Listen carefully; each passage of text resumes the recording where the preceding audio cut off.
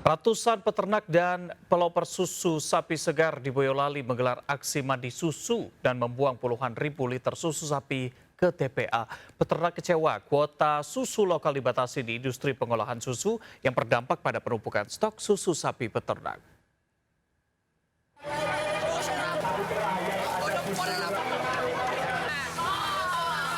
Ratusan peternak dan peloper susu sapi membawa mobil pickup bermuatan puluhan ton susu sapi di Boyolali, Jawa Tengah.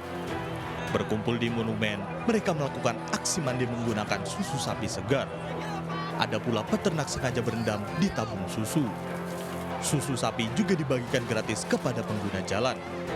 Aksi ini sebagai bentuk protes pembatasan kuota susu lokal masuk ke pabrik atau industri pengolahan susu IPS. Kuota susu lokal masuk ke IPS dibatasi 20%, sisanya 80% dipasok dari susu impor. Tidak ada pembatasan susu impor mengakibatkan peternak Boyolali merugi. Per hari, 30 ton susu sapi lokal dari peternak tidak tersalurkan ke IPS. Kalau tidak ambil susu dari petani-petani, mereka juga nggak bisa makan. Terus kita ambil juga kita tidak bisa untuk menjual. Makanya itu kita lakukan aksi ini. Harapannya apa nih Mas ke pemerintah? Paling depan Mas. Untuk ke depan kita harap susu lokal harus lebih dipertahankan lagi. Supaya masyarakat bisa hidup dari susu. 20%. Produksi nasional untuk kecukupan susu secara nasional itu di 20%, 80%-nya masih impor.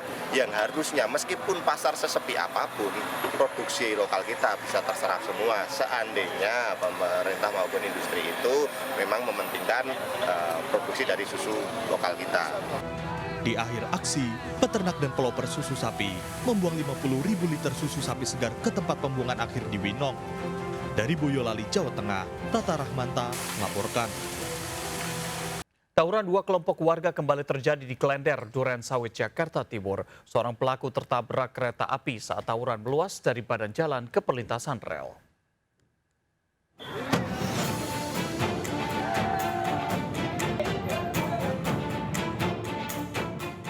Dua kelompok pemuda terlibat tawuran di Jalan I Gusti Ngurah Rai Duren Sawit, Jakarta Timur. Mereka saling serang dengan melempari batu hingga bom molotov. Tawuran terjadi di tengah jalan, khawatir menjadi korban salah sasaran, pengguna jalan tak berani melintas. Tawuran meluas ke perlintasan rel, seorang pelaku tawuran tewas tertabrak kereta api. Melihat adanya korban jiwa, seorang ibu nekat menarik anaknya dari kerumunan tawuran.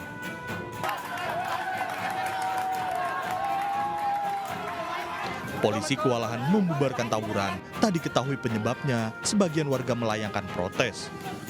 Masalahnya kita juga nggak tahu, cuman saya mohon dari pihak aparatur negara, pihak dari Kapolsek Sawit dan Kapolsek Kabupaten, tolong lebih bertindak lebih tegas lagi terhadap remaja-remaja yang selalu tawuran di setiap hari.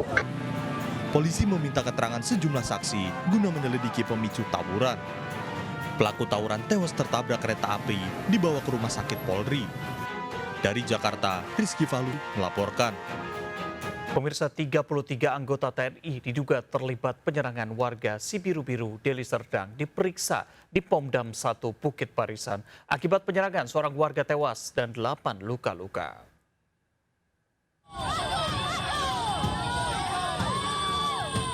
Membawa mobil ambulan berisi jenazah Raden Barus, ratusan warga desa Selamat Sibiru-Biru, Kabupaten Deli Serdang menggeruduk Batalion Armet 2105 Kilap Sumagan. Warga memprotes penyerangan yang dilakukan oleh puluhan anggota TNI pada Jumat malam. Penyerangan terhadap warga desa Selamat diduga karena cekcok. Salah satu anggota TNI kemudian mengajak rekan-rekannya sesama anggota TNI membalas dendam. Mereka kemudian beramai-ramai mendatangi warga desa Selamat dan menganiaya sejumlah warga. Salah satunya Rofikar Sanjaya Tarigan yang dianiaya saat keluar rumah hendak membeli rokok. Itu saya lari ke rumah nenek, rumah nenek kan, di situ didobrak bang, lalu ditanya, mana adik saya yang bernama Terginting? Saya buka pintu itu saya diseret keluar, setelah saya diseret keluar lalu saya dipukuli. Setelah itu saya dipukuli terus menerus, lalu saya dibawa ke asrama bang. Ke Armet? Iya. Penyerangan ini mengakibatkan seorang warga atas nama Raden Barus tewas, sementara 8 warga lainnya luka-luka. Pasca penyerangan terhadap warga Desa Selamat, sebanyak 33 anggota TNI diperiksa di Polisi Militer Kodam 1 Bukit Barisan untuk mempertanggungjawabkan perbuatannya. Sementara korban luka masih dirawat di Rumah Sakit Putri Hijau, Medan. Dari Medan, Sumatera Utara, Aminur Rashid, iNews melaporkan. Pemirsa, waspada, di Bantul, Yogyakarta, seorang wanita parubaya menculik bocah SD dengan modus berpura-pura tanya alamat. Sementara itu di Cianjur, Jawa Barat, mobil diduga milik pelaku penculikan siswi SMP diamuk massa setelah terjebak kemacetan. Anaknya ini ya. Warga emosi nyaris melampiaskan kemarahan mereka kepada seorang wanita. Wanita ini ditangkap warga menculik seorang bocah laki-laki kelas 2 SD di Dusun Nambangan, Pundong, Bantul. Korban tengah berkunjung ke rumah neneknya dan bermain sepeda bersama beberapa temannya di samping rumah. Pelaku naik motor datang berpura-pura tanya arah jalan dan minta korban naik ke atas motor menunjukkan jalan. Namun setelah korban naik, pelaku melarikan motornya keluar dusun menuju jalan raya. Nenek korban yang melihat cucunya dibawa kabur berteriak minta tolong hingga warga mengejar dan berhasil menangkap pelaku. Jauh. Jauh di sana kok, Pak. Berarti sempat kejar-kejaran ya? Bu? Sempat. Ya. Sempat kejar-kejaran. Terus waktu berhenti, Ibu langsung merebut ya? Enggak, merebut. Untuk saat ini belum bisa diketahui karena pada saat pemeriksaan memang sedikit agak susah untuk menjelaskannya. Untuk memastikan kondisi kejiwaan pelaku, polisi membawa pelaku ke rumah sakit. Dari Bantul, Yogyakarta, Trisna Purwoko, iNews melaporkan. Mobil pelaku penculikan siswi SMP rusak berat diamuk massa. Mobil para pelaku terpojok kemacetan di Jalan Raya Malebar, Cianjur usai melarikan diri dari kejaran keluarga korban yang sempat menjebak salah satu pelaku dengan ponsel korban. Sebelumnya pelaku merayu korban diajak pulang naik mobil, namun korban justru dibawa berputar-putar dan dicekoki minuman keras. Saat tak sadarkan diri, pelaku melecehkan korban. Kedua pelaku memesankan taksi online untuk mengantar korban hingga korban dijemput orang tuanya. Saat pengejaran, pelaku sempat menyerempet sejumlah kendaraan. Saat korban mau diajak naik mobil, orang tuanya, ibunya langsung menarik korban. Dan ketika mau ditangkap, para pelaku langsung kabur dengan menggunakan. Pelaku merupakan sales dari perusahaan BUMN di Cianjur. Bahkan saat ditangkap, pelaku masih menggunakan seragam, sementara mobil yang digunakan pelaku merupakan kendaraan operasional perusahaan. Dari Cianjur, Jawa Barat, Muhammad Adi Ihsan, iNews melaporkan. Tak kesal, handphone diblokir suami, seorang istri tega menyekap dan menganiaya anak kandungnya. Penganiayaan korban direkam untuk menarik perhatian sang suami. Bahwa ada perlakuan yang tidak seharusnya. Lalu mengukur saya, bapaknya. Polisi menggeruduk rumah kontrakan usai menerima laporan penyekapan yang dilakukan seorang ibu terhadap anak kandungnya di kawasan Ula Karang, Padang. Perlakuan yang tidak seharusnya pada anak ini. Bocah perempuan 10 tahun didapati penuh luka lebam. Polisi mengamankan gantungan pakaian yang dipakai pelaku menganiaya serta pisau dapur untuk mengancam korban. Kasus terungkap setelah adik suami pelaku melapor ke Mapolresta Padang. Pelaku merekam video penganiayaan korban untuk menarik perhatian suaminya, ayah korban. Pelaku kesal, nomor handphone diblokir sang suami usai bertengkar. Si ibu atau bundanya sering melakukan kekerasan pada si anak, dan tadi memang benar sesuai dengan video tadi, rambutnya dijambak dan dibantingkan ke kasur, kemudian dipukul menggunakan hanger baju, sehingga tadi kita melihat langsung luka lebam di bagian paha kaki si anak. Dan juga tadi si anak mengakui si anak juga diancam dengan menggunakan sebilah pisau. Memastikan motif penyekapan dan penganiayaan, pelaku diperiksa di Mapolresta Padang. Dari Padang, Sumatera Barat, Budi Sonandar melaporkan. Pemirsa, Wakil Presiden Gibran Rakabuming Raka membuka posko pengaduan warga mulai hari ini. Warga yang memiliki permasalahan bisa datang langsung maupun mengadukan melalui nomor hotline 08111 704 2207. Pemirsa, Wakil Presiden Republik Indonesia Gibran Rakabuming Raka membuka posko pengaduan bagi masyarakat bernama Lapor Mas Wapres, di mana untuk posko pengaduan ini dibuka mulai dari pukul 8 hingga 2 siang hari di Istana Wakil Presiden di Jalan Kebon Sirih, Jakarta Pusat. Tadi alurnya seperti apa sih, Kak?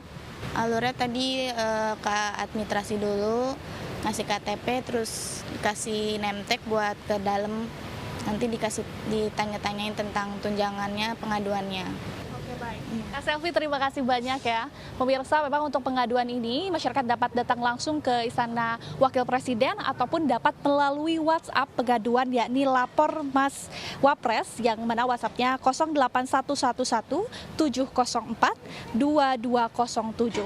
Dari Jakarta, Dilamia Aulia, Fakih iNews melaporkan. Sebulan menghilang dan dicari-cari KPK, Gubernur Kalimantan Selatan Haji Sabri Nur atau Paman Birin muncul pimpin apel pagi di kantor gubernur. Kehadiran Paman Birin disambut ASN Pemprov. Pada Senin pagi sehari jelang putusan pra-peradilan, Paman Birin tiba-tiba muncul memimpin apel mengenakan seragam dinas. Paman Birin sempat memberikan sambutan dan bersalaman dengan ASN Pemprov. Kemunculannya cukup mengejutkan. Pasalnya, sebulan terakhir ia tidak muncul di hadapan publik serta kegiatan Pemprov. Padahal Sabri Nur menjadi tersangka KPK dalam kasus dugaan gratifikasi proyek pengadaan barang dan jasa di Pemprov Kalimantan Selatan. Juga menyususkan program prioritas nasional, diantaranya adalah ketahanan pangan. Alhamdulillah juga beliau juga sehat dan terlihat beliau memberi arahan yang kita rasa sangat dibutuhkan oleh kita di provinsi. Pemirsa, Presiden Prabowo Subianto bernyanyi lagu daerah di tengah forum acara Indonesia-China Business di Beijing, Tiongkok. Perjalanan kenegaraan Prabowo dilanjutkan ke Amerika Serikat, dijadwalkan bertemu dengan Joe Biden pada Selasa esok.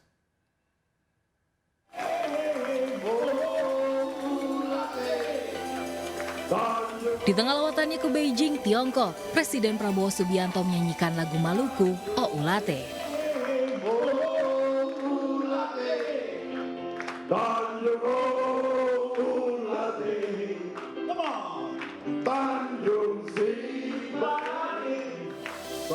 Sambil tersenyum, Prabowo bersemangat menyanyikan lagu dengan berirama pantun yang dibuatnya secara spontan. Nyanyian Prabowo di sela-sela acara Indonesia-China Business Forum disambut hangat para peserta forum.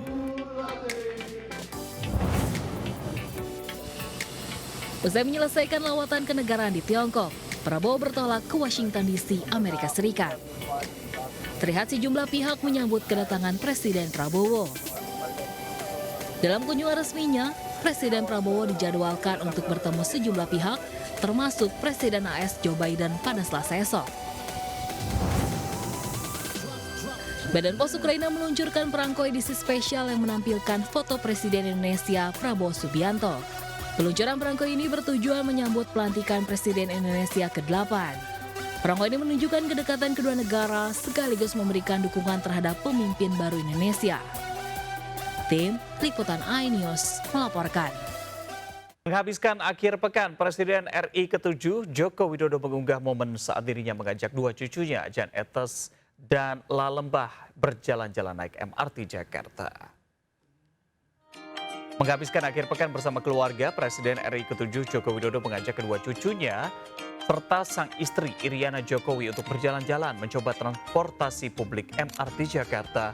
Jokowi juga membuat vlog tentang keramaian di MRT bersama kedua cucu dan sang istri. Jokowi melayani permintaan berfoto dari sejumlah masyarakat. Penuh ini dengan Bu Jokowi. Pemirsa, puluhan mahasiswi di Kota Malang antusias mengikuti audisi Special Hanbis Indonesia 2025 yang digelar di Universitas Negeri Malang. Audisi spesial Han Miss Indonesia 2025 di Kota Malang setelah sukses pada gelaran pertama di Jakarta. Puluhan mahasiswi antusias mengikuti audisi kedua ajang kecantikan bergengsi ini di Universitas Negeri Malang.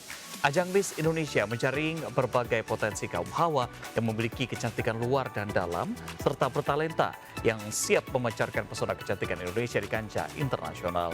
Lebih lanjut, audisi Miss Indonesia 2025 akan digelar di Kota Surabaya. Ini selain itu juga karena Kota Malang ini kampusnya ini kan juga kesadaran kesehatan keluarga perlu ditingkatkan. Hal itu bertujuan agar tiap anggota keluarga tetap sehat, aktif dan produktif.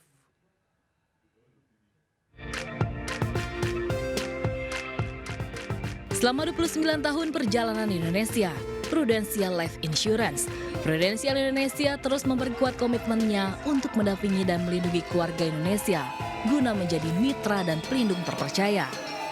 Mengusung semangat sehat pangkal bisa, Proactive Family bertujuan meningkatkan kesadaran keluarga Indonesia pentingnya menjalani hidup aktif dengan berolahraga agar badan bugar dan terhindar dari penyakit.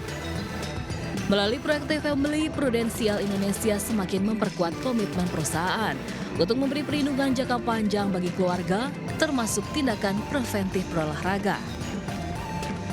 Jadi hari ini kami sudah menyelesaikan tadi fun run sejauh 5 km, kami sudah menyelesaikan fun walk sejauh 2,5 km, kita juga melakukan pound fit, zumba, cardio dance, dan yang sekarang sedang berjalan itu adalah kompetisi push bike untuk anak-anak usia 2 tahun. Selanjutnya, acara tahunan ini akan digelar di Surabaya 15 Desember mendatang. Dari Jakarta, Rizky Ihwal, iNews melaporkan.